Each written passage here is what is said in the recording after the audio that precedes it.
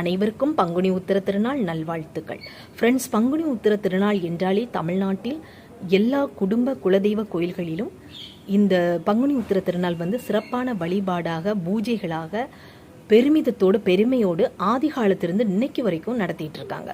So அப்படி பார்த்தோம்னா இந்த குடும்ப குலதெய்வம் கோயில்களில் நடைபெறக்கூடிய அந்த குலதெய்வங்கள் அப்படின்னா யாரு, குலதெய்வங்களுக்குள்ளே முக்கியத்துவம் என்ன அப்படிங்கிறத நம்ம தெரிஞ்சுக்கிட்டு நம்ம ஒவ்வொரு பூஜைகளும் புனஸ்காரங்களும் குடும்ப கோயிலில் போய் செய்யும்போது அந்த வழிபாடு இன்னும் பெருமிதத்தோட பெருமையாகவும் இருக்கும்.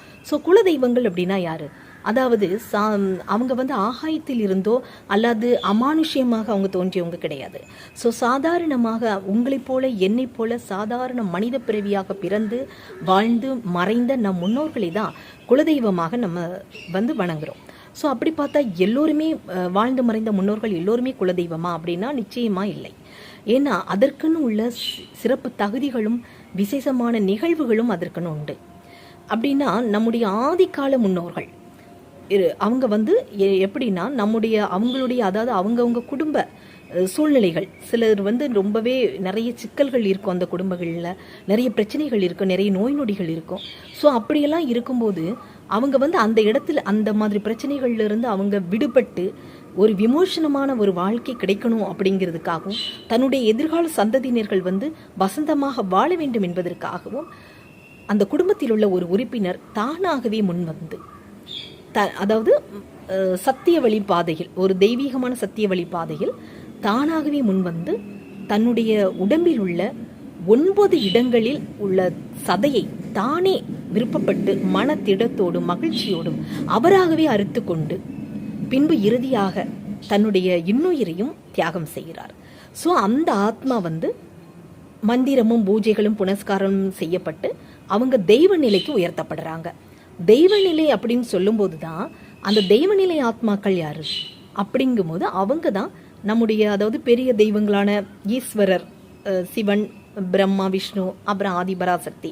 ஸோ இவங்களுடைய அனுக்கிரகத்திலிருந்து தோன்றிய சுடலை மாடர், அப்புறம் பிரம்மசக்தி அம்மா, இசக்கி அம்மா, இந்த மாதிரி இன்னும் பெரிய பெரிய சப்த கன்னிகள், இந்த மாதிரி பெரிய பெரிய நல்ல புனிதமான அந்த தெய்வ ஆத்மாக்களோட இவங்களுடைய அதாவது நம்மளுடைய குடும்பத்திலிருந்து உயிரை அந்த தியாகம் செய்த அந்த மனித ஆத்மா புனிதமாக்கப்பட்டு இந்த தெய்வ ஆத்மாக்களோடு இணைக்கப்படுகிறது. ஸோ அதுக்கப்புறமா இவங்களுக்கு தெய்வ சக்தி, அதாவது அந்த அந்த புனிதமான அந்த தெய்வ சக்திகளுடைய சக்தி இந்த புனிதமான மனித சக்திக்கு கிடைக்கிறது.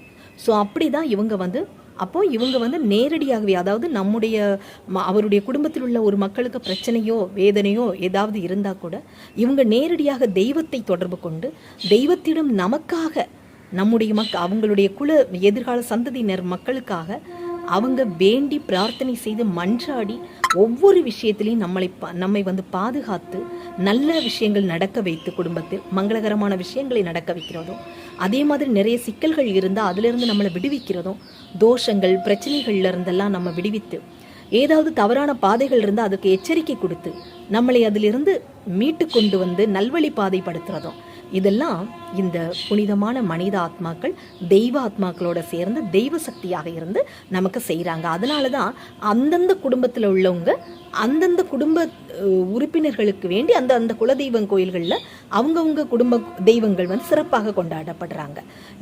இதுதான் சத்தியமான ஒரு தெய்வீகமான ஐதீகம்.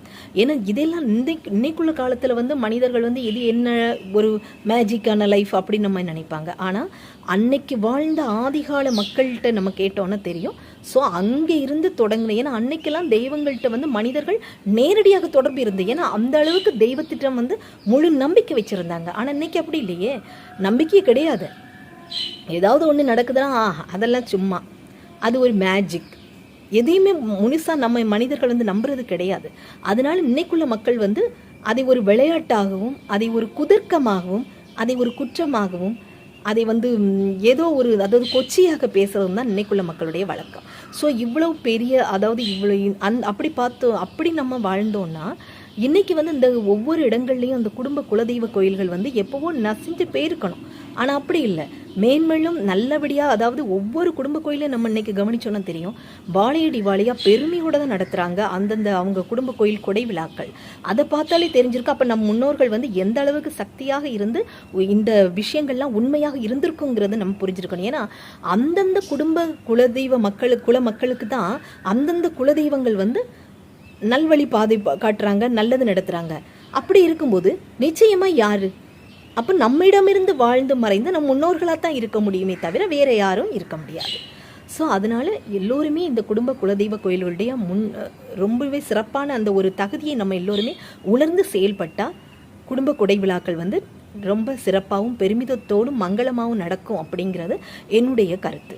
நாள்தோறும் காவல் நின்று நம்மை காக்கும் தந்தை உண்டு, இந்த வாழ்வு என்பது அந்த தெய்வம் தந்தது. உத்திர திருநாளில் முருகப்பெருமானுக்கும் சாஸ்தாவுக்கும் இங்கு வந்து தனி சிறப்பு இந்த நாளில் வழிபாடு செய்கிறாங்க. அது ஏன் அப்படின்னு பார்த்தோன்னா, நிறைய மக்களுக்கு வந்து முன்பு வந்து அவங்க வந்து குலதெய்வ வழிபாடு செய்திருப்பாங்க. அதுக்கப்புறம் அவங்க அதை அந்த கைவிடப்பட்டு எங்கெங்கேயோ சிலர் வந்து குடிபெயர்ந்திருப்பாங்க, ஆங்காங்கே சில வேறு இடங்களுக்கு. ஸோ அப்படி போயிட்டாங்கன்னா அவங்களுக்கு குலதெய்வம் யார் அப்படிங்கிறது அடையாளம் காட்டப்படாமல் போயிருக்கலாம். ஸோ அப்படிப்பட்டவங்க கொஞ்சம் குழப்பமான நிலையில் இருக்கும்போது அவங்களுக்காக குலதெய்வம் யார் அப்படின்னு பார்த்தா, ஸோ முருகப்பெருமான் முத்தையா என்ற பெயரில் அந்த குலதெய்வமாக வழிபாடு செய்வது இன்னைக்கு வரைக்கும் ஐதீகமாக நடந்துட்டு இருக்கு. அதனால தான் இந்த உத்திர திருநாள் வந்து முருகப்பெருமானுக்கும் உகந்தது. அதே மாதிரி சாஸ்தா, அதாவது எல்லா குலதெய்வ கோயில்களிலும் சாஸ்தாவுக்கு, அதாவது கர்குவேல் ஐயனார், அவர் வந்து கர்குவேல் ஐயனாராக ஒரு அவதாரத்தில் பூரணம் பொற்கமலத்தோடு அவர் அருள்பாலித்து கொண்டிருக்கிறார். அதே மாதிரி இன்னொரு அவதாரம் தான் சபரிமலை ஐயப்பனாக மணிகண்டேஸ்வரராக அவர் வீற்றிருக்கிறார். ஸோ மொத்தத்தில் நம்ம சாஸ்தாவுக்கு இங்கு முதல் சிறப்பு வழிபாடாக இந்த பங்குனி உத்திர திருநாள் நடத்தப்படுகிறது. அதைத்தான் மாநாடு தேரிலே வடகிழக்கு மூலையிலே கால் நாட்டி குடியிருக்கும் பொன் கர்குவேல் ஐயன் பூரணம் பொற்கமலம் தர்மம் காக்கும் சாஸ்தாவே, கர்குவேல் ஐயனாரே உங்களுடைய திருப்பாதம் போற்றி போற்றி போற்றி.